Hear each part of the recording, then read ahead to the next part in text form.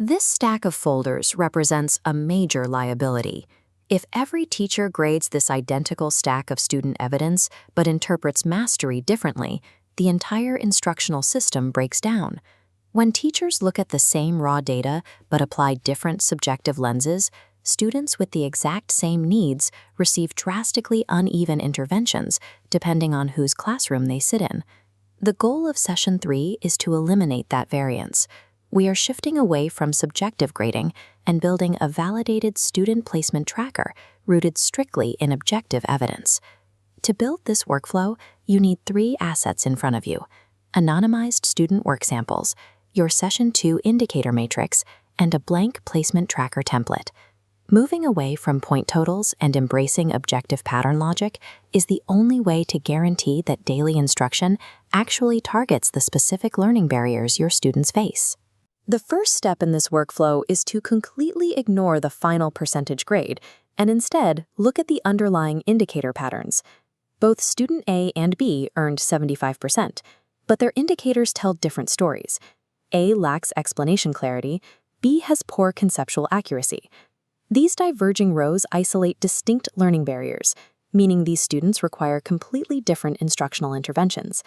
To make sure those interventions are accurate, evaluate every piece of student work against your Session 2 indicator matrix to find these specific patterns instead of simply adding up points.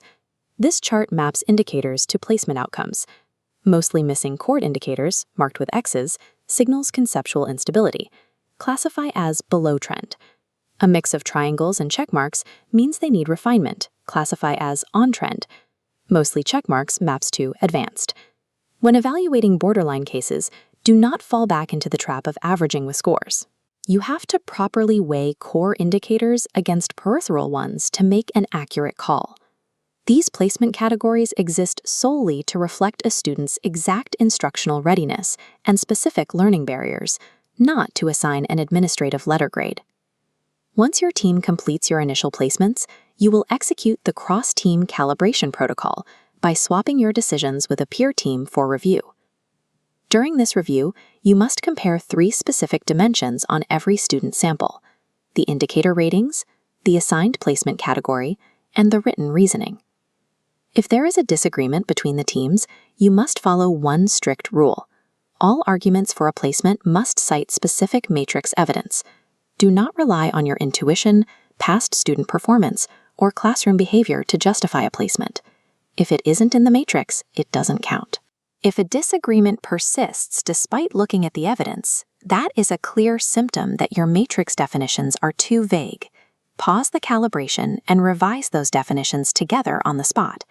Once consensus is reached and any vague definitions are clarified, you are ready to lock in those calibrated decisions onto the official tracking document.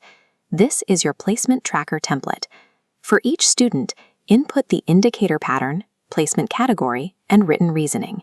The reasoning column must cite specific indicators, providing enough concrete evidence to independently justify the placement to any colleague.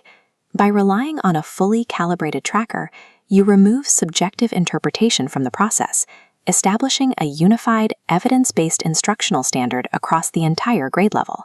With the tracker filled out, your team has successfully navigated the shift from subjective grading to reliable, evidence-based trend placement. Your immediate next step is to submit your finalized indicator matrix and your completed sample placements to instructional leadership. These submissions will be compiled to build a school-wide protocol bank, ensuring that the consistency you developed today scales across every department. In Session 4, we will take the tracker output you just generated and use it to map out precise differentiation and intervention plans for your specific students. The reliable, objective placement decisions you established today are the required foundation for the targeted instructional response you will deliver tomorrow.